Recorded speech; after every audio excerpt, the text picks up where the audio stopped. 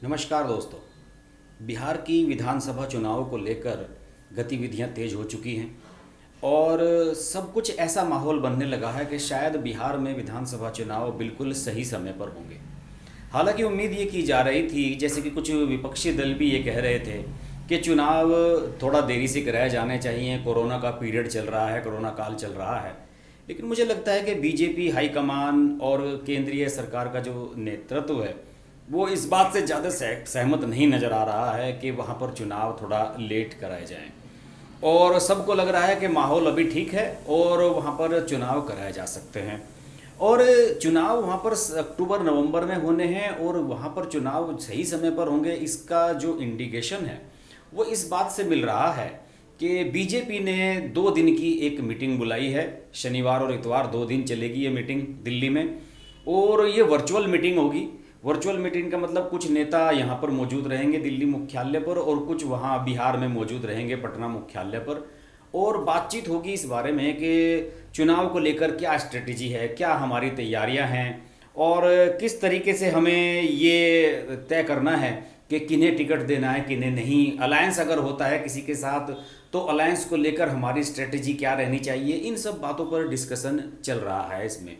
और इस मीटिंग में दिल्ली में जो है वो राष्ट्रीय अध्यक्ष जेपी नड्डा मौजूद रहेंगे, राष्ट्रीय महासचिव बीएल संतोष, भूपेंद्र यादव, और बिहार के जो इंचार्ज बनाए गए हैं देवेंद्र फडणवीस, महाराष्ट्र के पूर्व मुख्यमंत्री, वो भी इसमें मौजूद रहेंगे। और देवेंद्र फडणवीस को महाराष्ट्र का जो पूर्व चीफ मिनिस्टर रहे हैं और अभी चीफ मिनिस्टर बनते बनते रह गए थे, उन्होंने एक दिन शपथ भी ले ली थी अजीत पवार के साथ, आपको पता ही होगा, बड़ा दिलचस्प वाकया हुआ था। हालांकि वो बाद में उन्होंने इस्तीफा दे दिया। तो देवेंद्र फडणवीस को बिहार का इंचार्ज बनाना भी एक बहुत बड़ी स्ट्रेटेजी है और लोगों का ये मानना है कि इससे देवेंद्र फडणवीस का भी कद बढ़ा है। और इसके अलावा जो सुशांत सिंह का केस चल रहा है, सीबीआई की जांच होने जा रही है और जिसमें महाराष्ट्र और बिहार सरकार के बीच में पेच फंसा था, बाद में सुप्रीम कोर्ट ने इसे क्लियर किया। इस मामले को लेकर भी देवेंद्र फडणवीस का कनेक्शन जोड़ा जा रहा है कि देवेंद्र फडणवीस इस बात को यहाँ तेजी से हाईलाइट कर सकते हैं और उनका मैनेजमेंट अच्छा माना जाता है, मनी मैनेजमेंट देवेंद्र फडणवीस का बढ़िया माना जाता है। तो यही वजह है कि उन्हें बिहार का प्रभारी बनाया है बीजेपी ने और वो भी इस मीटिंग में मौजूद रहेंगे। और ये 2 दिन की मीटिंग है, वर्चुअल मीटिंग रहेगी। और मैं आपको बताऊं कि बिहार की स्थिति ये है कि बिहार में जो नए प्रदेश अध्यक्ष बने थे संजय जायसवाल बीजेपी के, उन्होंने मार्च के महीने में अपनी एग्जीक्यूटिव का कार्यकारिणी का भी ऐलान कर दिया था, लेकिन उसके बाद कोरोना पैंडेमिक शुरू हो गया और उसके बाद कोई मीटिंग वहाँ की नहीं हो पाई और कोई तैयारी अभी बिहार की बीजेपी नहीं कर पाई है। लेकिन अब इतना तय हो चुका है कि बिहार में बीजेपी नीतीश कुमार को फेस सामने रखकर चीफ मिनिस्टर का चुनाव लड़ने जा रही है। एनडीए का जो अलायंस है, इसमें सिर्फ लोक जनशक्ति पार्टी जो रामविलास पासवान की है, जिसे चिराग पासवान लीड कर रहे हैं, उसी को लेकर थोड़ा सा डाउट है। बाकी ये क्लियर है कि मेजर पार्टीज में जेडीयू रहने जा रही है और उसके बाद बीजेपी, यानी कि ये 2 पार्टियां मुख्य रहने जा रही हैं। और मैं आपको बताऊं कि जो 2015 का चुनाव हुआ था, जिसमें आरजेडी, जेडीयू, कांग्रेस ये सब एक जगह मिल गए थे, तो उस चुनाव में भी बीजेपी अच्छा खासा वोट लेने में सफल रही थी। बीजेपी का अकेली पार्टी का, क्योंकि उस समय बीजेपी के साथ एलजेपी के अलावा कोई बड़ी पार्टी थी नहीं, छोटे छोटे दल थे गठबंधन में, तो उस समय बीजेपी ने 157 सीटों पर चुनाव लड़ा था और 53 सीटें उनमें से जीत पाई थी। लेकिन वोट शेयरिंग के मामले में वोट बहुत अच्छा मिला था बीजेपी को और 24.4% वोट बीजेपी उसमें लेने में सफल रही थी। जबकि अन्य जो विरोधी दल थे, आरजेडी, उन्हें 28.4% मिला था, जेडीयू को 16.8% और कांग्रेस को 6.7%। ये तीनों एक साथ थे। इन तीनों को मिलाकर 41.9% वोट मिले थे। तो यानी कि बीजेपी का ये मानना है कि बीजेपी अकेले भी काफ़ी सक्षम है बिहार के चुनाव को लड़ने में। लेकिन पिछली बार गलती क्या हुई थी बीजेपी से? बीजेपी से पिछली बार गलती ये हुई थी कि जो दल बदलू थे, जो मौकाप्रस्त लोग थे, उन्हें ज़्यादा टिकट दे दिए गए थे। लगभग 20 टिकट ऐसे दिए गए थे जो दल बदलू थे। उस समय जब जेडीयू और आरजेडी एक साथ आ गए तो बहुत से लोग ऐसे थे, जैसे कि कांग्रेस के बहुत से नेता ऐसे थे कि उनकी संभावनाएं कम हो गई, क्योंकि कांग्रेस को सीटें बहुत कम मिली थी, 25-30 सीटें ही मिली थी। और उन सीटों पर जो चुनाव लड़ना चाह रहे थे, जो कांग्रेस के नेता थे, वो मौका देखकर बीजेपी में शामिल हो गए थे और उन्होंने बीजेपी में शामिल होकर टिकट ले लिया था। और बीजेपी को इसका नुकसान ही हुआ था। बीजेपी को इसका नुकसान ये हुआ कि बीजेपी 157 सीटों पर लड़ने के बावजूद भी केवल 53 सीटें ही जीत पाई थी, यानी कि 104 प्रत्याशी उसके हारे थे।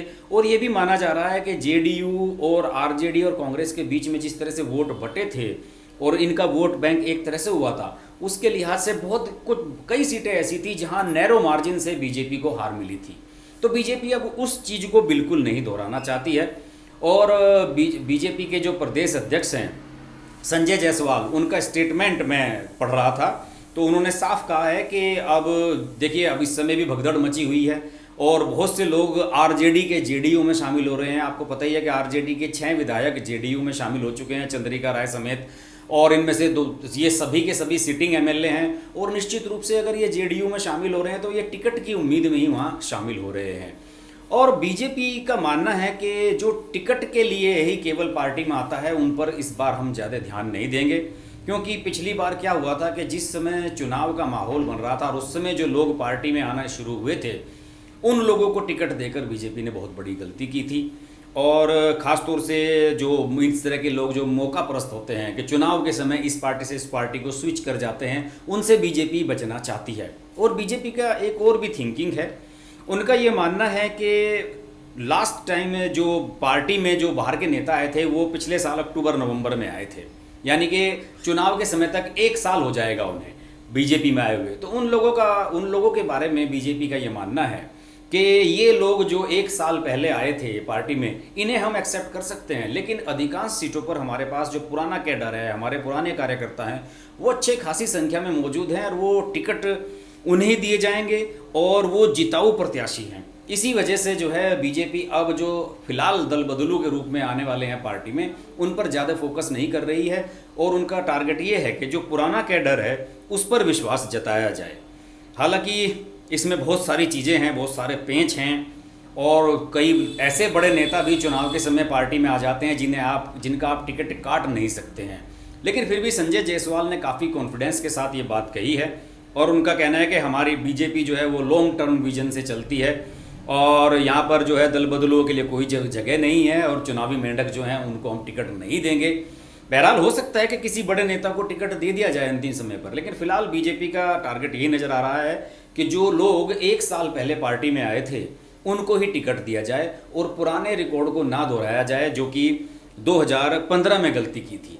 और ये भी बीजेपी जानती है कि 2005 में और 2010 में जो चुनाव हुआ था उसमें जेडीयू उसके साथ थी, तो जेडीयू ज़्यादा सीटें लेगी, बीजेपी को सीटें कम मिलेंगी। ऐसी स्थिति में अगर आप बाहर से आए हुए प्रत्याशी को टिकट दे देते हैं तो अपना कार्यकर्ता जो वर्षों बरस से मेहनत कर रहा है उसका मनोबल गिर जाता है। और पार्टी का मानना है कि इस बार ऐसे ही कार्यकर्ताओं को टिकट दिए जाएंगे जो लंबे समय से पार्टी की सेवा कर रहे हैं और पार्टी के साथ जुड़े हुए हैं। बहरहाल ये जो 2 दिन की मीटिंग चलेगी बीजेपी की और बिहार चुनाव के बारे में डिस्कशन होगा, इसकी जो भी डिटेल्स आएंगी उसके बारे में बात करते रहेंगे। आप देखते रहिए हर्ष की बात लाइव। नमस्कार। हाय, दिस इज ज़ारा खान और आप देख रहे हैं हर्ष की बात। हर्ष जी एक बहुत ही अच्छे राइटर हैं, बहुत ही सीनियर जर्नलिस्ट हैं और उनका आर्टिकल पढ़ के हमेशा बहुत अच्छा लगता है because of the way he articulates them. So don't forget to share, like and subscribe to his channel and hit the bell icon.